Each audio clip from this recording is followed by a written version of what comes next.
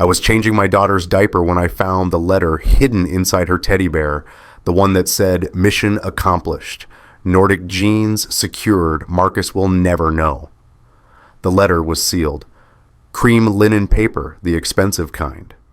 My mother-in-law Patricia's fountain pen had caught and bled on the word secured, a Freudian slip in ink. I held it between my fingers, and Lily, my daughter, my 3-year-old daughter, looked up at me from the changing table, her blonde curls bouncing as she kicked her feet.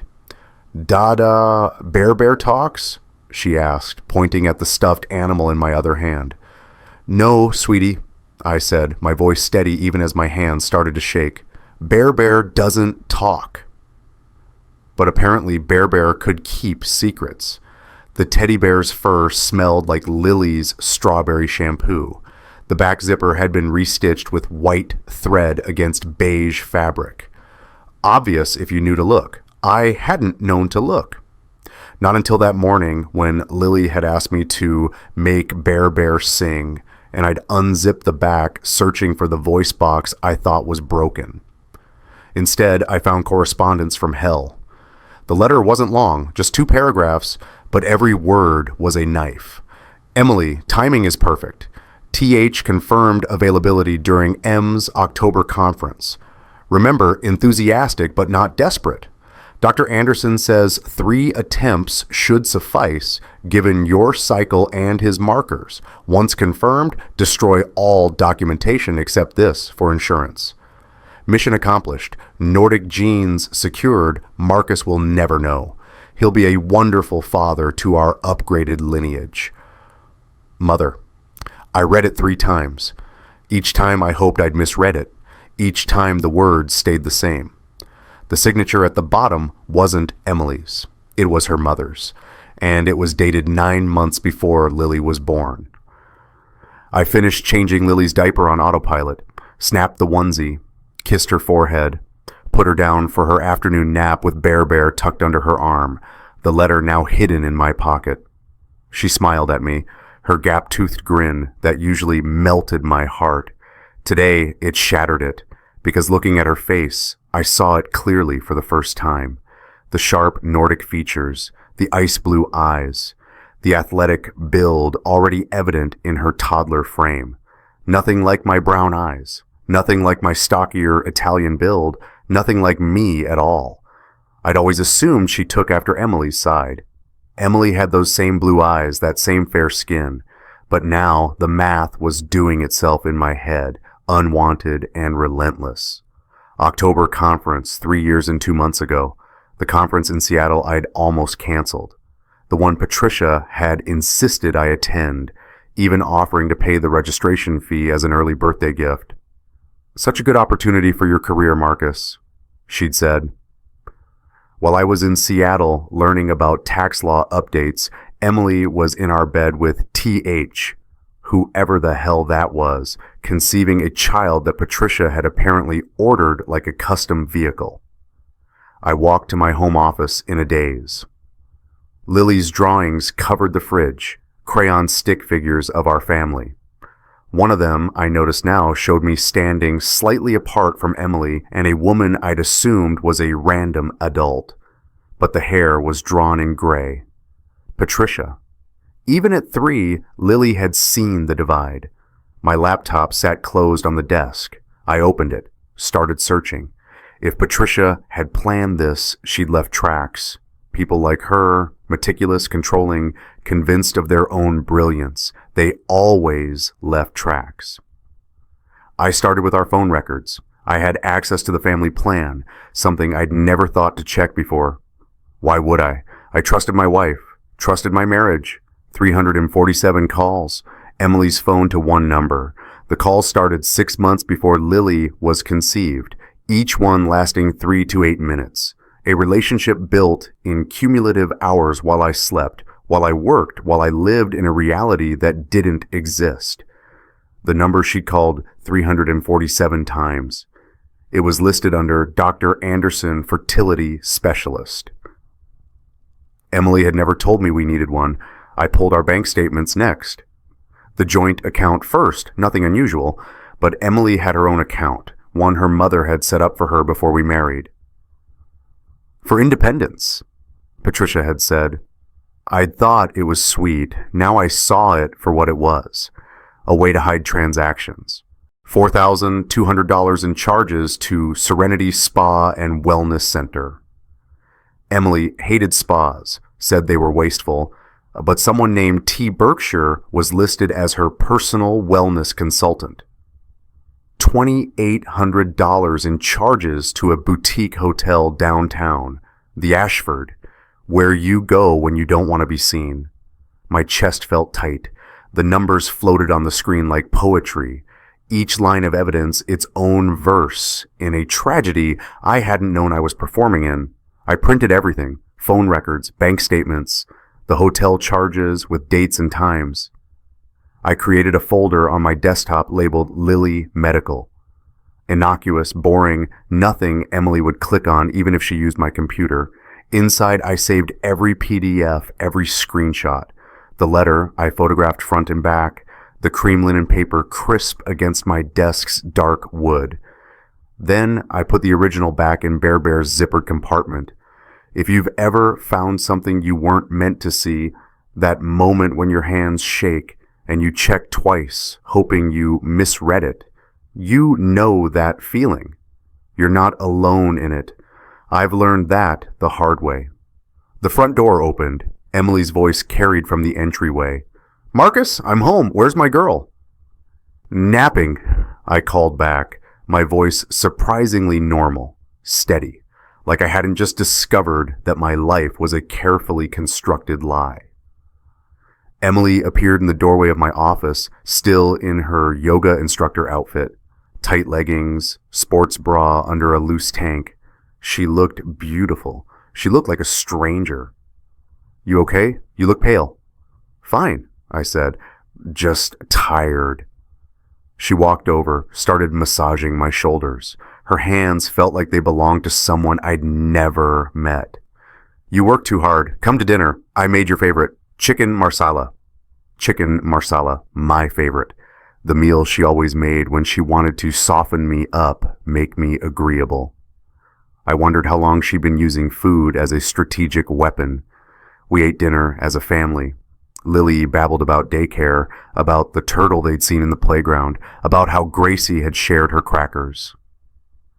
Emily laughed at all the right moments, reached across the table to squeeze my hand, told me about her day, classes she taught, clients she trained, the grocery list she was planning for the weekend, normal. Everything was so normal, except Patricia video called halfway through the meal. She always did that, always checking in. I'd thought it was caring. Now I saw it was monitoring. Emily answered on her phone, propped it against the fruit bowl so Patricia's face filled the screen. Hi, Mother. We're just having dinner. Wonderful. Marcus, how's work? Patricia's voice, smooth and cultured.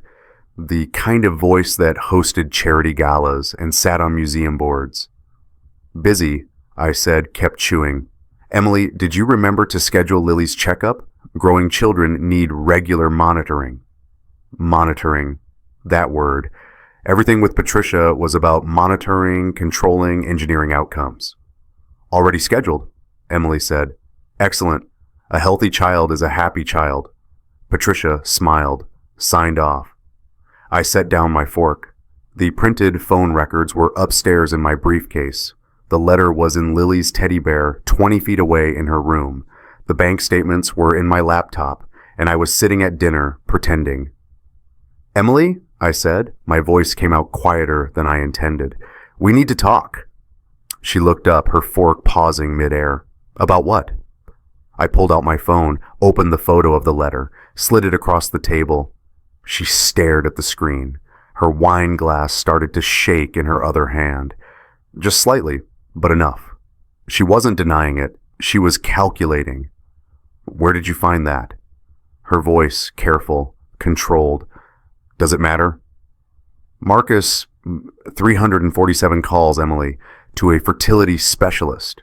$2,800 at the Ashford Hotel. Someone named T. Berkshire who got paid $4,000 in consulting fees by your mother. I wasn't yelling. Couldn't yell. Lily was asleep upstairs, but every word came out sharp, clean, like evidence being entered into record. Emily set down the glass, put both hands flat on the table. Her engagement ring caught the light. I'd saved for 6 months to buy that ring. You went through my things. You conceived another man's child in our bed. It's not like that. Then what is it like, Emily? Explain it to me. Make it make sense. She opened her mouth, closed it, looked at Lily's drawing on the fridge, the stick figure family with me standing apart. Then Emily said the 6 words that confirmed everything. Mother thought we needed better genes. The room went silent, not quiet, silent. The kind of silence that happens when reality cracks open and shows you what's been festering underneath. Better genes, I repeated. Your mother thought we needed better genes. You don't understand? No, I understand perfectly. I stood up. The chair scraped against the floor. Your mother decided I wasn't genetically adequate, so she ordered you a sperm donor, and you went shopping. It wasn't shopping. What was it then? A casting call? Did he audition? Did Patricia check his teeth like he was livestock? Emily's face went red. Don't be crude. Crude. Crude. I caught myself, lowered my voice. Lily, always Lily, sleeping upstairs, innocent in all this. I'm sorry, is there a polite way to discuss eugenics? Should I be more refined while we talk about how your mother bred my daughter like a show dog? She's still your daughter, is she? The question hung there, heavy, terrible. Is she, Emily? Because that letter makes it sound like she was never meant to be. Emily stood up too. We faced each other across the table with 3 years of lies between us. Marcus, please, can we talk about this calmly? Calmly? Right. Let me just calmly process that my marriage was a cover story for a genetic engineering project. She reached for my hand. I pulled away. She flinched like I'd hit her. Mother just wanted the best for us. For us or for her? For her perfect genetic legacy? Tell me, was I ever in the plan, Emily? Or was I just the reliable guy who'd show up to PTA meetings while you and Patricia played God? That's not fair. Fair? You want to talk about fair? I grabbed my phone, pulled up the bank statements. June 13th, 3 years ago, $240 at the Ashford. June 20th, another $240, June 27th. He came back. You kept seeing him even after you knew you were pregnant. I had to make sure of what? That he'd done his job? That the product met specifications? Emily's hands were shaking now, full tremors. You're twisting this. I'm twisting nothing. I'm reading your mother's own words. Once confirmed, destroy all documentation except this for insurance. Insurance, Emily. Against what? Against me finding out? Against him wanting parental rights? Against the truth? She sank back into her chair, put her head in her hands. For a moment, I almost felt sorry for her. Almost. Then I remembered 3 years of kisses, of I love yous, of bedtime stories with a child who had another man's DNA. 3 years of living in a scripted reality. Marcus, she whispered, please. We can work through this. We're a family. No, I said. We're not. We're a project, and I'm filing for divorce. I walked upstairs, grabbed my overnight bag, threw in clothes, toiletries, my laptop, the printed evidence, everything I needed. When I came back down, Emily was on the phone. I could hear Patricia's voice through the speaker. Deny everything. Cry if you need to. He has no proof. He has your letter, Mother. Long pause. Then we'll need lawyers. I walked past Emily without looking at her. Got in my car, drove to a hotel, not the Ashford, somewhere cheap, somewhere Patricia's money hadn't touched. In the hotel room, I sat on the bed and stared at my phone. I could call Lily, but she was asleep. I could call a lawyer, but it was 9 p.m. I could call my brother, but what would I say? Hey, turns out my kid isn't mine, and my mother-in-law is a eugenicist. How's your week going? Instead, I pulled up the DNA testing website. ordered a kit, express shipping. I'd have it in 2 days. Then I did what I should have done 3 years ago. I asked questions about the pregnancy timeline, about that October conference, about T. Berkshire and Dr. Anderson, and why Patricia always pushed for what's best. The answers came back in receipts, in dates and times and credit card statements. They came back in Emily's sudden fertility concerns that had appeared right when Patricia wanted them to.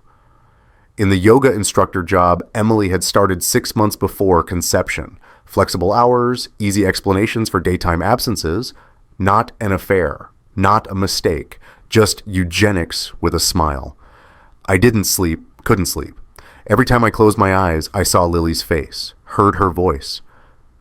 Dada, Bear talks. No, sweetie, Bear just keeps secrets that could destroy us both. The DNA kit arrived on Thursday.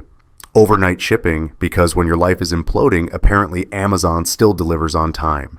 The box was small, clinical. Inside, 2 swabs, 2 vials, a consent form, and a prepaid return envelope. Instructions said to swab the inside of the cheek. 30 seconds, seal in the vial, sign the form, mail it back. 3 to 5 business days for results. I stared at the kit for an hour before I called Emily. I need to see Lily, I said. Marcus, I don't think that's... I need to see my daughter. The word felt strange in my mouth. My. Was she? Would she be? After the test? Emily was quiet for a moment. Then, okay, come by Saturday. I'll tell her you've been on a work trip. Another lie. But what was one more? Saturday morning, I drove back to the house. Our house. Except it didn't feel like ours anymore. It felt like Patricia's set design. Lily ran to the door when I knocked. Dada! Her whole face lit up. She crashed into my legs, wrapping her small arms around my knees. You home? You home now? I knelt down. Eye level, those blue eyes, sharp Nordic features, nothing like me. Everything like the ghost of T. Berkshire, whoever he was. Not yet, Ladybug, but I missed you so much. Miss you too. Mama says you working far away. Yeah, I said, far away. I spent 3 hours with her. We played with blocks, read her favorite books, had a tea party with stuffed animals. Emily watched from the doorway, her face unreadable. When Lily went to the bathroom, I pulled out the DNA kit, knelt down when she came back. Ladybug, can you open your mouth for Daddy? Like at the doctor. Why? Just a little check, to make sure you're healthy. She opened her mouth, trusting, always trusting. I swabbed the inside of her cheek. She made a face. Tickles. All done. I sealed the vial. My hands didn't shake this time. They'd done all their shaking already. I swabbed my own cheek in the bathroom, sealed that vial too, signed the consent form. All very official, all very final. On my way out, Lily grabbed my hand. Dada, you sad? Kids, they see everything. A little, Ladybug. Don't be sad. I love you. I love you too. And I did. God help me, I did. That was the worst part. I mailed the kit from the post office on the way back to the hotel. The woman behind the counter asked if I wanted tracking. Yes, I said. Definitely tracking. She scanned it, handed me the receipt. 3 to 5 business days for delivery, then processing time. Should have your results in about a week. The technician said results take 3 to 5 days. I knew in my gut I wouldn't sleep for 120 hours. The next 72 hours existed in a fog. Not the peaceful kind, the kind that makes you forget what day it is, whether you've eaten, if the sun has come up or gone down. I went to work, I think. Sat at my desk, opened files, closed them. My paralegal asked if I was feeling okay. I said yes. She didn't believe me, but she didn't push. I called Lily every night. FaceTime because I needed to see her face. She'd hold up drawings, tell me about daycare, ask when I was coming home. Each time the answer got vaguer. Soon, Ladybug, soon. Emily texted updates. Lily asking about you. She cried at bedtime.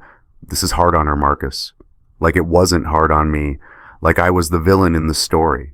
I stopped reading the texts after day 2. On day 3, my neighbor knocked on my door, not the hotel door. I'd gone back to the house while Emily was at work to grab more clothes. Mr. Peterson from across the street, the retired teacher who always waved when I mowed the lawn. "Everything okay, Marcus?" he asked. "Haven't seen you around much?" "Work stuff," I said. The lie was getting easier. "Big case." "Emily mentioned you were traveling. Just wanted to check in." He paused. "If you ever need to talk..." "I'm fine, but thanks." He nodded, but his eyes said he knew. Neighborhoods see everything. The couple that stops leaving together in the morning, the car that doesn't come home, the wife who won't make eye contact at the mailbox anymore. At Lily's daycare, Ms. Jennifer pulled me aside during pickup on day 4. "Lily's been anxious this week," she said. "Clingier than usual. Is everything all right at home?" "We're going through some changes," I said. Careful, vague, not lying, but not telling the truth either. She asked me today if she did something wrong, if that's why Daddy doesn't live at home anymore. My chest tightened. "I'll talk to her." But how do you explain to a 3-year-old that her existence is the bomb, but she didn't plant it? That you love her desperately but might not be her father? That her mother and grandmother turned conception into a business transaction? You don't. You can't. So you put her nightlight on and read her bedtime stories and avoid every real question she asks. The stack of unopened mail on my hotel desk grew. Bills, junk, a credit card statement for an account I'd forgotten I had. I didn't open any of it. What was the point? My life was in a vial somewhere in a lab, being processed by people who didn't know they were destroying a family one DNA strand at a time. On hour 67, I'd started counting. Emily's lawyer called. "Mr. Hale, this is Diane Forrester from Forrester and Associates. I represent Emily Chen Hale in your pending domestic matter." Pending domestic matter, like our marriage was a file in a cabinet. "What do you want?" I kept my voice flat. "My client would like to discuss custody arrangements for Lily. She's prepared to be very reasonable if you're willing to cooperate." "Cooperate with what?" "Ms. Chen Hale is willing to grant you visitation rights. Every other weekend, supervised initially." Supervised. "And we'd like to formalize child support. Based on your income, we estimate approximately $1,800 per month until Lily reaches majority." The hotel room tilted. "Child support?" "Yes. Ms. Chen Hale has been Lily's primary caregiver, and given your recent abandonment of the family home..." "I didn't abandon..." "You left, Mr. Hale. You haven't been home in 4 days. That's abandonment in the eyes of the court. Now, my client is willing to overlook this if you agree to our terms." I laughed. Couldn't help it. The sound came out wrong, sharp and bitter.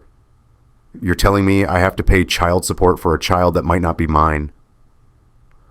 "The birth certificate lists you as father. Until that's legally contested, you have financial obligations." "I'm contesting it right now. DNA test is being processed." Pause, papers rustling. "Mr. Hale, I'd advise caution. Even if paternity is disputed, you've acted as Lily's father for 3 years. Courts consider psychological parentage. You could still be held financially responsible." "So I'm both not the father and have to pay for 18 years. "That's a question for your attorney. My client simply wants what's best for Lily." What's best for Lily is not being used as leverage in her grandmother's genetic engineering project, but apparently we're past that. More silence. Then, "I'll note your refusal to cooperate. We'll be filing for formal custody and support orders. Have a good day, Mr. Hale." She hung up. I sat on the hotel bed and stared at my wedding ring, still on my finger. I hadn't taken it off, hadn't been able to. 3 years of till death do us part didn't evaporate just because your wife had been following her mother's breeding manual. I twisted the ring, pulled it off, set it on the nightstand, put it back on, took it off again, On, off, on, off. Hour 67. Emily's lawyer had called. She was already 3 steps ahead. The DNA results arrived on a Tuesday. Email notification at 2:47 p.m. Your gene trust results are ready. I was in a deposition, halfway through questioning a witness about tax fraud, numbers, dates, documents that suddenly meant nothing. My phone buzzed. I saw the subject line, excused myself, found an empty conference room, locked the door, opened my laptop, logged into the portal. The report loaded slowly, or maybe time just stretched. Each second became an hour. Then it was there. Professional letterhead, my name, Lily's name, test date, analysis method, reference numbers. I scrolled past all of it, straight to the conclusion. Probability of paternity, 0.0%. 0.00, not 1%, not unlikely, not improbable, 0, complete exclusion. I could have taken this test 1,000 times and the answer would never change. The report had a footnote. I almost missed it. Small text at the bottom. Biological father can be identified with submitted sample. If alternate paternity testing is desired, contact our office for consultation. They'd already tested him. They knew who he was. Patricia knew. Emily knew. The lab knew. Everyone knew except me. I don't remember closing the laptop. Don't remember walking back to my office. My paralegal said later that I looked pale, asked if I needed to go home. I must have said something, must have left. Because I woke up in my hotel room at 7 p.m. with no memory of the drive. The report was still open on my laptop, still showing 0.0%, like maybe I'd imagined it. Like maybe if I refreshed the page, the number would change. It didn't change. I called the lab. A cheerful woman answered, Gene Trust. How can I help you? I received my results today.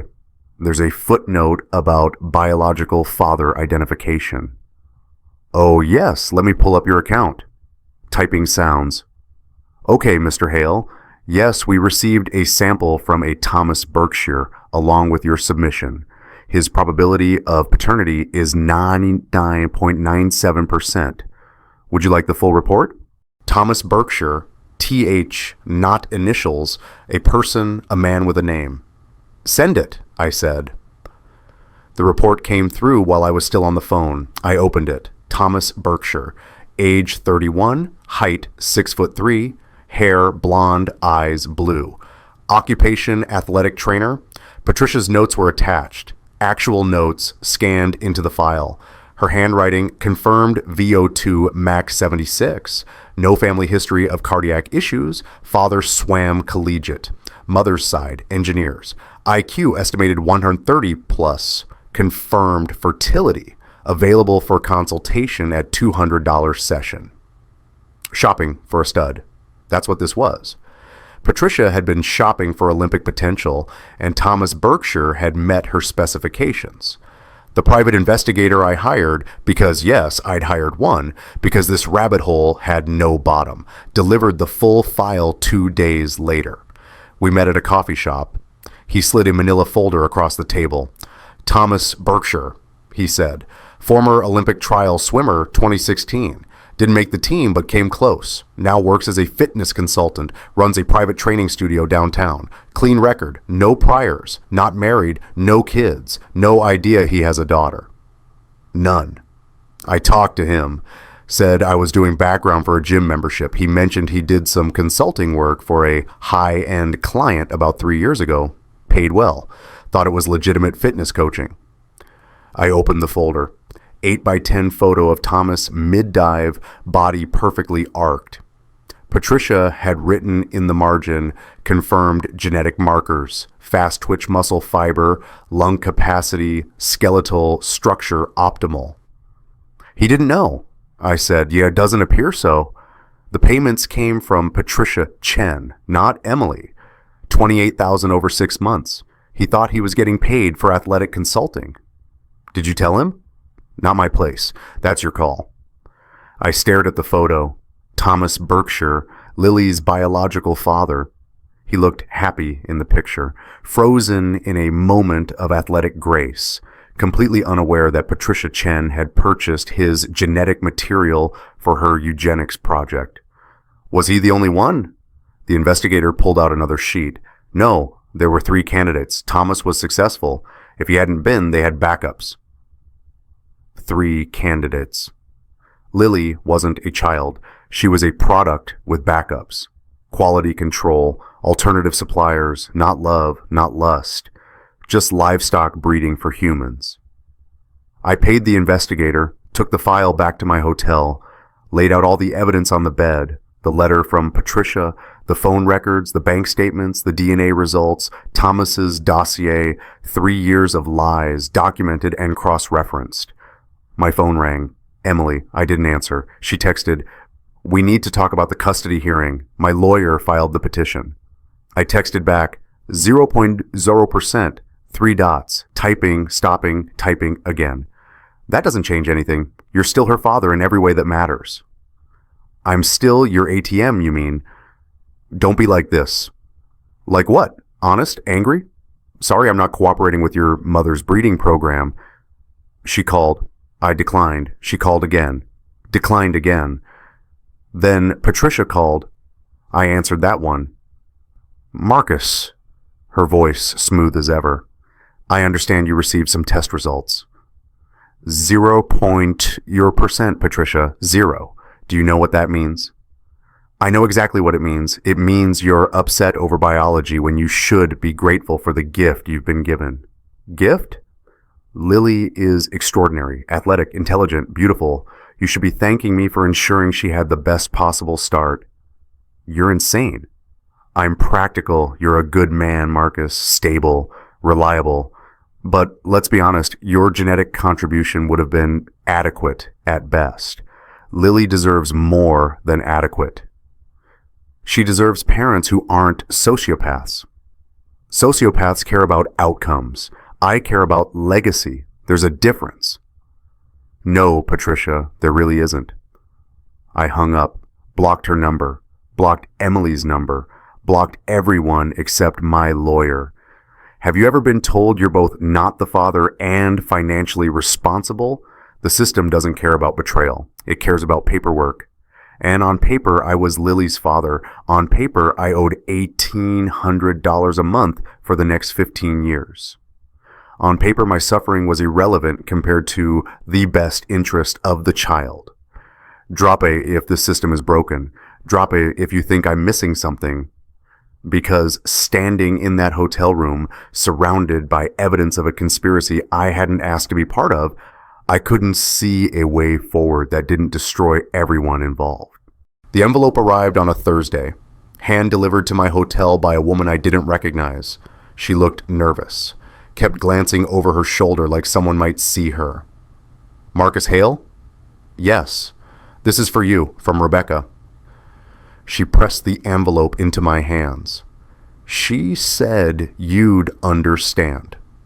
Rebecca, Patricia's former assistant, the one who'd quit 6 months ago with no explanation, no forwarding address. I opened the envelope. Inside, a flash drive, a handwritten note, and a business card for a lawyer who specialized in fraud cases. The note was short. I couldn't watch anymore. This might help. I'm sorry I didn't come forward sooner. R. I plugged the flash drive into my laptop. 478 files, emails, calendar entries, voice memos, scanned documents, all organized in folders, candidate selection, timeline, medical coordination, payment records. I opened the emails first. From Saeem, Patricia Chen, to Dr. Anderson, subject patient EC, cycle monitoring date, April 3rd, 3 years ago. Doctor, Emily's cycle syncs with target window, May 10th, 14. I've arranged for Marcus's absence. Seattle conference, May 12th, 15. Thomas confirms availability all 4 days. Please coordinate with EC to maximize probability. Discretion essential. Say PC. I opened another. From Patricia Chen to Thomas Berkshire, subject consultation schedule. Date, April 15th, 3 years ago. Thomas confirming sessions May 10th, 11, 13, 14. Emily will meet you at Ashford Hotel, room 412. She's been briefed. You'll receive your standard fee plus 30% bonus for successful outcome. As discussed, complete confidentiality required. Marcus, husband, must not know. Destroy this email after reading. PC. My hands shook as I clicked through more files. Patricia had documented everything, every step, every manipulation, every lie. A spreadsheet labeled Project Grandchild. 4 columns, 4 men. Thomas Berkshire at the top with green highlighting. Below him, 3 alternates with their genetic profiles, costs, availability. My name appeared in the header row. Current. Acceptable temperament, inadequate genetics, annual income 94K, stable employment, low conflict personality, suitable for paternal role post-conception. Post-conception. I'd been relegated to childcare in Patricia's master plan. I found the calendar file, Emily's schedule, color-coded. Blue for normal activities, red for TH sessions, green for ovulation window, purple for Marcus managed away. Every day I'd been in Seattle was marked purple.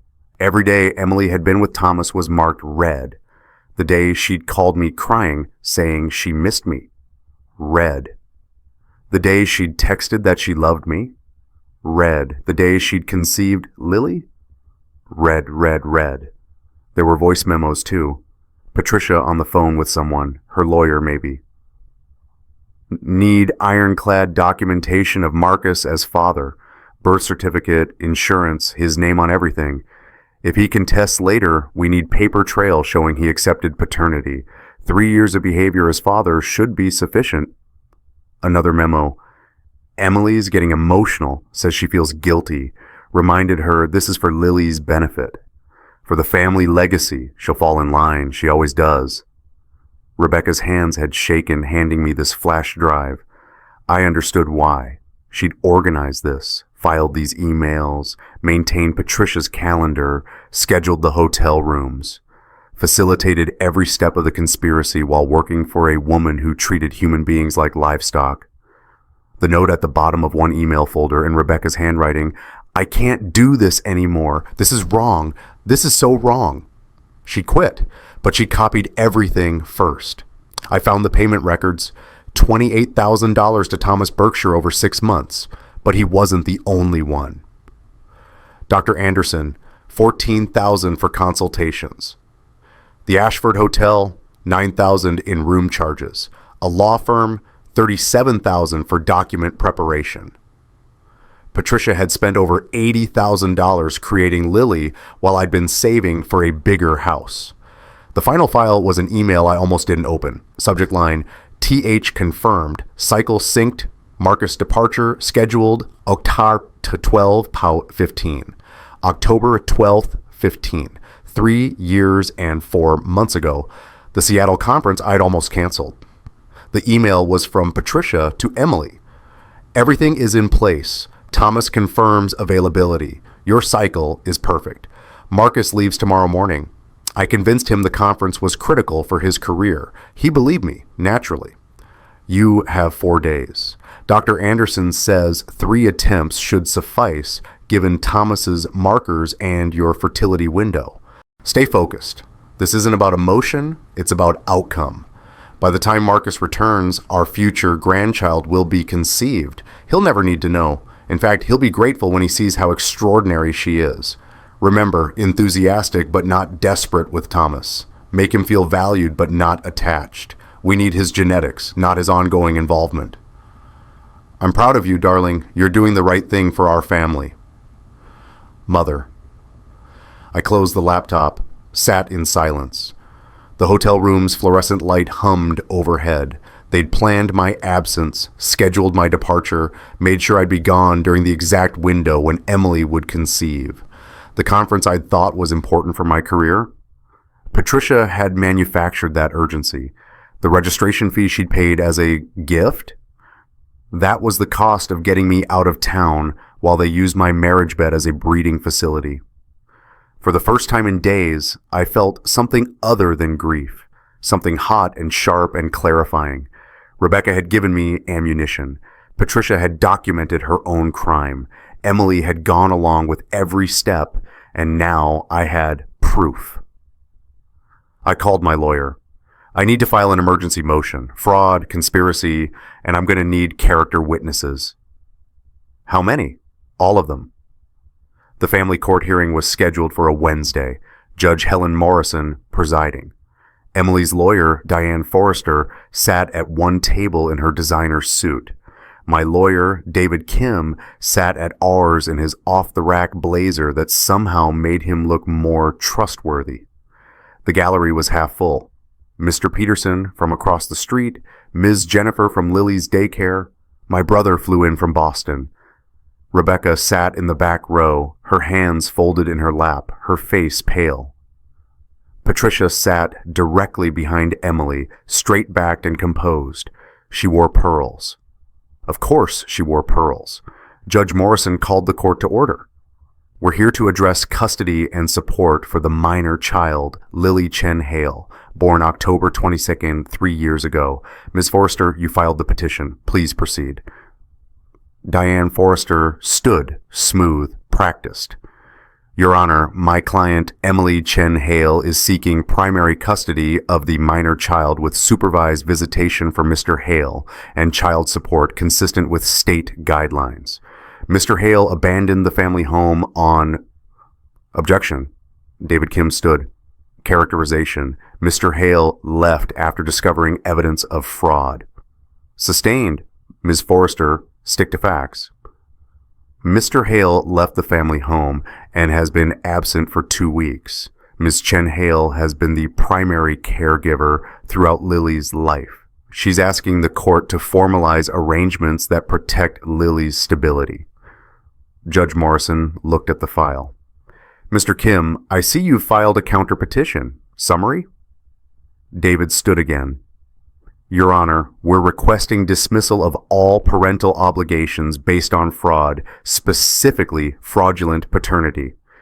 We have DNA evidence proving Mr. Hale is not Lily's biological father and documentation showing this was a planned deception involving Ms. Chen Hale and her mother, Patricia Chen. The gallery murmured. Patricia's face didn't change. DNA evidence? Judge Morrison's eyebrows rose. Submitted? Yes, Your Honor, along with supporting documentation, emails, financial records, witness testimony. The judge flipped through the file. Her expression shifted, neutral to concern to something harder. Ms. Forrester, your client disputed paternity? Your Honor, biology isn't the sole determinant of parenthood. Mr. Hale acted as Lily's father for 3 years. He's on the birth certificate. He claimed her as his dependent. The doctrine of estoppel... I know the doctrine, counselor. I'm asking if you were aware of the DNA results when you filed for child support. Diane Forrester's composure cracked slightly. We believed the parental relationship superseded biological questions. That's not what I asked. Silence. Your Honor, David said, we have evidence that Ms. Chen Hale's mother, Patricia Chen, orchestrated the affair that resulted in Lily's conception. We have witnesses, we have documentation. This wasn't a simple infidelity. This was conspiracy to commit fraud. Judge Morrison looked at Patricia. Mrs. Chen, are you represented by counsel today? Patricia stood. I'm here to support my daughter, Your Honor. I'm not a party to this case. You may become one. Mr. Kim, call your first witness. Rebecca walked to the stand. The bailiff swore her in. She looked at Patricia once, then looked away. David approached gently. Please state your name and occupation. Rebecca Torres. I was Mrs. Patricia Chen's personal assistant from January 3 years ago until August last year. Why did you leave her employment? I couldn't participate anymore in what she was doing. Can you describe what she was doing? Rebecca's hands gripped the armrests. She was planning engineering her daughter's pregnancy. She selected candidates, men with specific genetic traits, Athletic ability, intelligence, physical appearance. She interviewed them, paid them, scheduled appointments for Emily to meet them without Marcus knowing. Did you participate in this planning? I organized her calendar, made hotel reservations, scheduled appointments with Dr. Anderson to track Emily's ovulation. I thought it was medical at first. Then I realized what it really was. What was it? A breeding program. Rebecca's voice broke. She talked about her future grandchild like a project. Optimal outcomes. Genetic maximization. She had a spreadsheet ranking candidates by desirable traits. Thomas Berkshire was her first choice. Marcus was listed as acceptable for paternal role post-conception. Did Marcus know? No. She specifically engineered his absence during the conception window, convinced him to go to a conference she'd researched and paid for. I booked his flights. I knew what it was for. I'm so sorry. She was crying now. Judge Morrison pushed a box of tissues toward the stand. Why are you testifying today? David asked. Because what Patricia did was wrong. Emily might have been following her mother's plan, but Patricia architected everything. She treated Marcus like he was inadequate, disposable, and she treated Lily like a trophy. That little girl deserves better than being somebody's eugenics experiment. Objection. Diane Forrester stood. Inflammatory language. Overruled. Continue, Mr. Kim. David pulled up a document on the courtroom screen. Is this the email you copied from Mrs. Chen's account? Rebecca looked at the screen. Yes, that's Patricia to Emily. TH confirmed. Cycle synced. Marcus departure scheduled Octi 12:15. The gallery gasped. Patricia's lawyer, because apparently she brought one, whispered urgently in her ear. David projected more emails, the calendar with color-coded appointments, the payment records, the spreadsheet with 4 candidates and their genetic profiles. Every piece of evidence Rebecca had given me, now displayed for everyone to see. Your Honor, David said, the evidence shows a systematic conspiracy to deceive Mr. Hale about his daughter's paternity, extract 3 years of financial and emotional support under false pretenses, and then legally bind him to child support despite having no biological relationship to the child. Judge Morrison studied the screen. Her jaw tightened.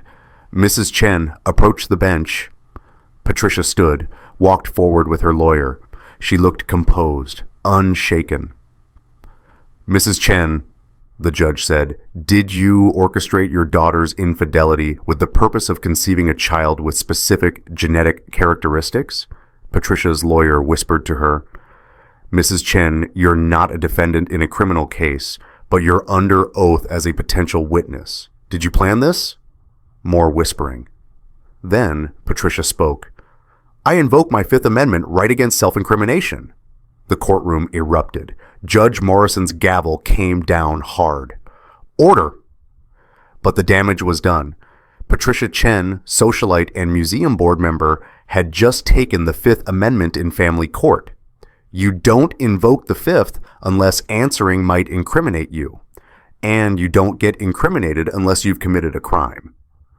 Your Honor, Diane Forrester tried to recover, Mrs. Chen's constitutional rights are noted, but this court can draw reasonable inferences. Sit down, counselor. Judge Morrison looked at David. Next witness? Thomas Berkshire, Your Honor. The man who walked to the stand looked like Lily. Same blonde hair, same blue eyes, same athletic build. He looked confused, scared, like he'd been dropped into someone else's nightmare. David approached him carefully. Mr. Berkshire, how do you know Emily Chen Hale? I don't. I mean, I didn't think I did until I got the subpoena.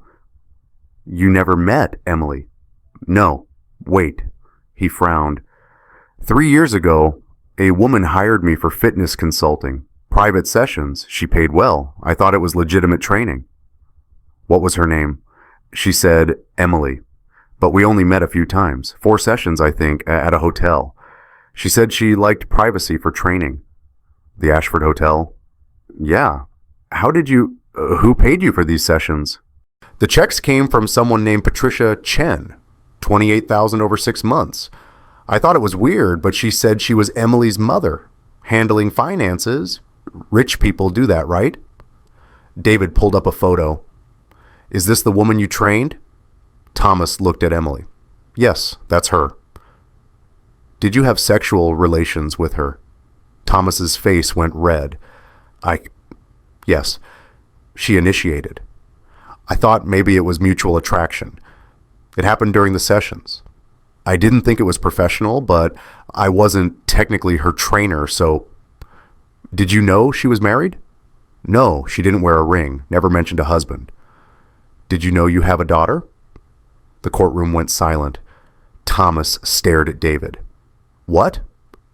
Lily Chen Hale is your biological daughter. DNA test confirms 99.97% probability. You conceived her during one of those training sessions at the Ashford Hotel. Thomas looked like he'd been punched. I have a daughter. Yes. Did you know Emily was trying to get pregnant? No. God, no. I would never. I thought it was just, I didn't know. Did Patricia Chen ever discuss genetic testing with you? She asked weird questions about my athletic history, my family medical history. I thought maybe she was vetting me for some high-end training program. She mentioned something about optimal genetics once, but I thought she meant for training protocols. David showed him Patricia's notes. Did you authorize these genetic evaluations? Thomas read the page. His hands started shaking. VO2 max skeletal structure. She was shopping. She was shopping for... He looked at Patricia. You used me. You paid me to, and I didn't even know. Mr. Berkshire, Judge Morrison said gently, did you ever give permission for your genetic material to be used to father a child? No, Your Honor, I swear. I had no idea. Not a family scandal, not a custody dispute, just premeditated fraud with a baby as collateral. Thomas looked at me then. Really looked at me, two men who'd been played by the same woman for the same purpose in different ways.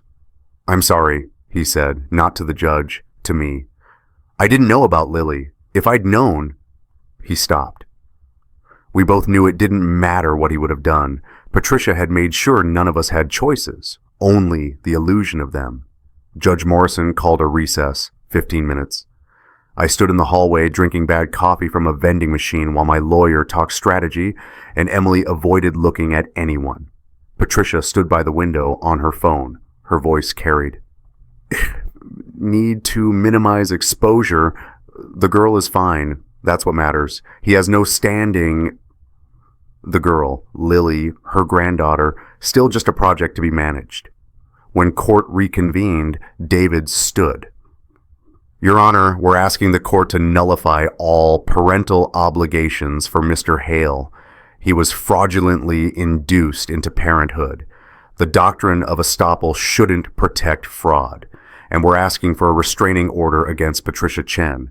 Her documented manipulation and conspiracy...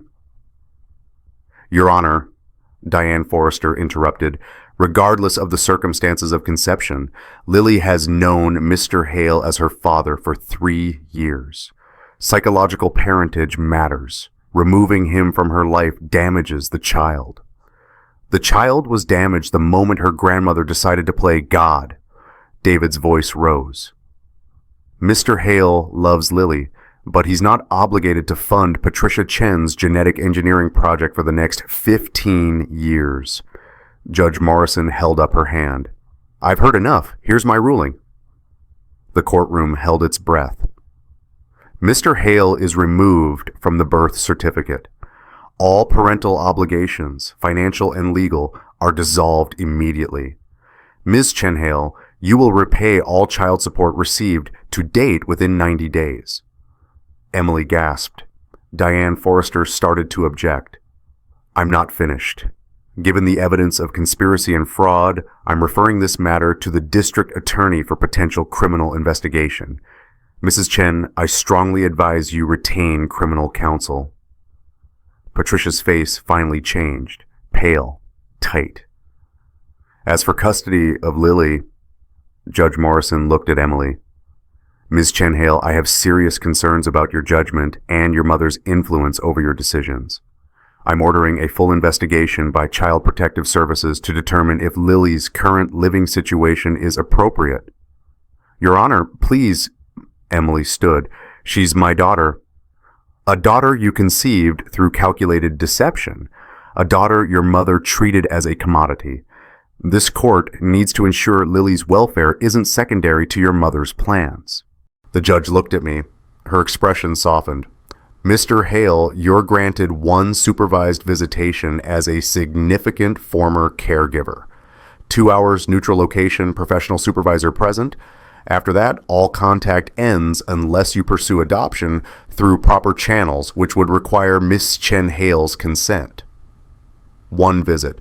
2 hours to say goodbye to 3 years. Court is adjourned. The gavel came down. The supervised visitation was scheduled for Saturday. A child welfare office with beige walls and toys that looked like they'd been there since the 90s. The supervisor, a woman named Carol, sat in the corner with a clipboard. Lily ran to me when I came in.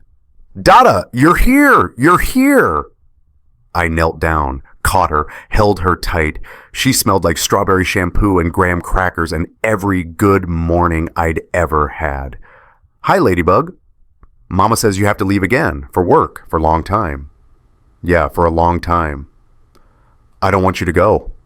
I didn't trust my voice, just held her tighter. We played for 2 hours, built block towers, read her favorite books, drew pictures together. She drew our family, and I was still in it, still smiling in purple crayon. When Carol said 5 minutes left, Lily looked up. Already? Already. I pulled out an envelope. Legal size, sealed with red wax. Inside 2 pages I'd written and rewritten a dozen times. Photos from her first 3 years. Everything she'd need to understand one day. Lily, I need you to keep this safe for me. Can you do that? What is it? It's a letter for when you're older. For when you can read big words. Why can't you give it to me then? Because I won't be here. Because your mother and grandmother made sure of that. Because the law says biology matters more than love when the love was built on lies. Because I want you to have it now, so you know I was thinking of you. I handed it to Carol. Please make sure she gets this when she turns 18, or earlier if she asks. Carol nodded, took the envelope. Time's up, she said quietly. Lily grabbed my hand. No, not yet, please. I knelt down one last time, eye level, those blue eyes that would never be mine genetically, but had looked at me with trust for 3 years.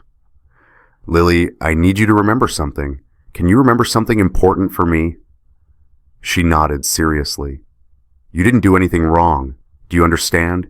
None of this is because of you. You're perfect exactly as you are. Then why are you leaving? How do you explain to a 3-year-old that her existence is the wound, but she's not the weapon? That leaving is the only way to stop enabling the people who hurt you both? Sometimes grown-ups make things complicated, and sometimes the best thing I can do for you is let you grow up without those complications. She didn't understand. Of course she didn't. She just knew her Dada was leaving. I love you, I said. I will always love you. And when you read that letter someday, you'll understand why I had to go. I love you too, Dada. Her voice was so small. I kissed her forehead, stood up, walked to the door before I could change my mind. Behind me, Lily asked Carol, did I make Dada leave? I stopped, turned back. No, Ladybug, you didn't make me leave. The adults who should have protected you, they made me leave. You just keep being wonderful. Then I walked out before she could see me cry. The envelope Carol had given me sat on my new apartment's counter for 3 days before I opened it. From Emily's lawyer, final documents, paternity nullified, child support obligation dissolved, restraining order against Patricia approved. She couldn't come within 500 feet of me. There was a note paper clipped to the front. Thomas Berkshire has relinquished all parental rights, doesn't want contact. Emily is under CPS investigation, likely losing custody to foster care due to Patricia's documented influence and manipulation. Thought you should know. DK. Lily was going into the system. The little girl I'd raised for 3 years would go to strangers because her mother had followed her grandmother's playbook and her grandmother had finally been stopped. I wanted to feel victorious. The court had seen through the lies. Patricia's conspiracy was exposed. Emily was paying consequences. Justice was served. But justice tasted like ash. Because somewhere, Lily was crying for a Dada who couldn't legally be there anymore. I walked to my bedroom closet, pulled down a box I'd packed carefully before leaving the hotel. Inside, photos from Lily's first 3 years. Her baby bracelet from the hospital. The Mother's Day card she'd made me that said, "Happy Mother's Day, Dada," because she hadn't understood the difference yet, and I'd kept it because it was perfect. And Bear Bear, the Build-A-Bear that started everything, the one I'd kept. I unzipped the back. The letter was gone, evidence now, locked in a court file somewhere. But there was something else, something I hadn't noticed before. A small recording chip, the kind that comes with Build-A-Bears so kids can record messages. I found my laptop, downloaded the audio file, pressed play, Lily's voice, younger, thinner. Maybe 2 years old. "Dada, you're my favorite. I love you this much." Rustling sounds, probably her spreading her arms wide, then Emily's voice in the background. "Good girl, Lily. Now give Dada a big hug." And tiny footsteps running, the sound of impact. My own voice, caught accidentally on the recording. "Oof, best hug ever, Ladybug." Lily giggling. "Best hug ever." The recording ended. I sat on the bedroom floor with the bear in my lap and cried. Not quiet, dignified crying. The kind that comes from somewhere deep and doesn't stop for a long time. When I finally pulled myself together, it was dark outside. I looked at Bear Bear, empty now except for that recording chip. A vessel that had held Patricia's poison and then accidentally preserved proof that love existed before I knew it was built on lies. I put the bear on a shelf in my living room, front and center, where I could see it every day, not as a reminder of betrayal, as proof that love is real even when everything else is fake, that the moments matter even if the foundation doesn't, that I'd been a father where it counted in the showing up the bedtime stories, the 1,000 small acts of care, even if biology disagreed. 3 months later, I got a letter from my lawyer. Emily had lost custody. Patricia was under criminal investigation for fraud and conspiracy. Lily had been placed with a foster family. Good people, he said, experienced, kind. And if I wanted to pursue adoption through official channels, he could start the paperwork. I sat with that letter for a week. Could I? Should I? Would it be better for Lily to start fresh, build a life with people who weren't tangled in Patricia's mess? Or would she spend her life wondering why the only father she'd known for 3 years had walked away? I called David. "Start the paperwork." "Marcus, it's going to be complicated. Emily might fight it. CPS will investigate you. It could take years." "I know. Start it anyway." Because here's what I learned. The best families aren't built by blood. They're built by choice. Patricia chose genetics over ethics. Emily chose her mother over her husband. Thomas chose money over questions he should have asked. But I could choose Lily, not because I had to, not because DNA demanded it, because she'd been my daughter in every way that mattered, and walking away might have been legally correct, but it wasn't right. I didn't know if CPS would approve me, didn't know if Emily would consent, didn't know if Lily would forgive me for leaving, even briefly. But I knew what Patricia had said. We don't leave family. She'd meant it as justification for conspiracy. I was redefining it as a commitment to choice. We don't leave family? The people we choose, who choose us back, that's family, Not Patricia's spreadsheets or Emily's compliance or Thomas's genetics, just choice. Every day. Even when it's hard, especially when it's hard, I picked up Bear from the shelf, pressed the button that played Lily's recording. Dada, you're my favorite. You're mine too, Ladybug, I said to the empty room, and I'm coming back for you. If you've built your own family by choice, people who earn the title not through birth but through showing up, share your story. Because Lily needs to grow up in a world that understands blood isn't destiny. Love is. Choice is. And I'm choosing her again. For real this time. The teddy bear sits on my shelf, empty of letters now, full of a child's voice saying, I love you. Sometimes the containers of betrayal become keepers of truth. Sometimes the worst moments lead to the clearest choices. I don't know how this story ends yet. I'm still writing it, one legal form at a time, one day at a time, one choice at a time, but I know how it begins. With a man finding a letter and facing the truth. With that man deciding truth matters less than love. With that man understanding that being a father isn't about biology, it's about showing up, even when you're legally free to leave, especially then. Patricia thought she could engineer perfection, but she forgot. The best things in life can't be planned. They can only be chosen. I choose Lily. Every time. Forever.